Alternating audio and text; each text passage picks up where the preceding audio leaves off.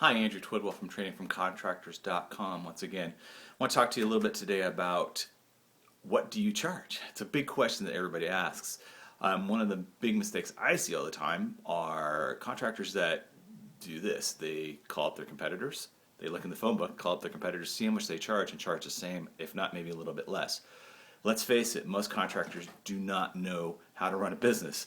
They do not know how to charge appropriately. They charge too little and they will be out of business within 5 years, sometimes even less, leaving a wake of destruction behind them, including not paying their vendors, not paying their subs, and so on. What you really want to do is you want to do something I learned a long time ago from another master plumber, that Frank Blau, was that you start from how much you want to make, and not how much you think you can make, but how much you want to make, and then figure out how much you have to pay in your overhead. It's one thing that most contractors forget is, it costs money to run a business. It costs money to rent a shop. It costs money to rent trucks. It costs money to have an office person, to have insurance, to pay for your licenses. All these things cost money, and they shouldn't come out of your income. The client should pay for it. Most businesses, the client pays for everything. So figure all these things out, and then you can figure out how much you need to charge. And one way that we do it in the plumbing industry is we figure, okay, so I've got X amount of hours per year.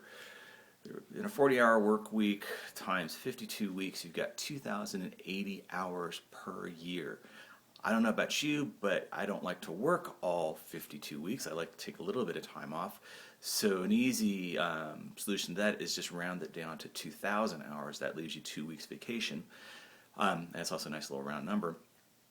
And then one thing that most contractors forget, is when you run a service company, people don't bring you their problems. You have to go to their problems. You have to drive there. You have to bid jobs. You have to do all these things that don't necessarily get billed.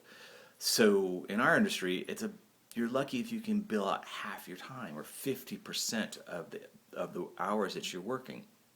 You still want to be paid for all those hours, so you need to charge for them. So once again, to make math really easy, you just divide 2,000 by 2, or by 2, and you get 1,000. So you've got 1,000 billable hours per year.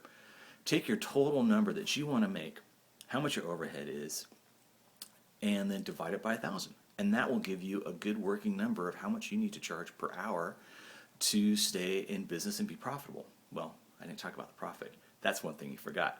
Next thing you do is that's your break even. Then you take that number and you divide it by the reciprocal. You want to make 20%, you divide it by 0.8. If you want to make 30%, you divide it by 0.7. That will give you your correct margin. That will give you 30% on the total income, not marked up, but a margin. Anyway, this little thing I wanted to share. Hopefully you'll take it to heart. I've got more information on trainingforcontractors.com. Please take a look. Once again, Andrew Twidwell with trainingforcontractors.com. To your success. Bye.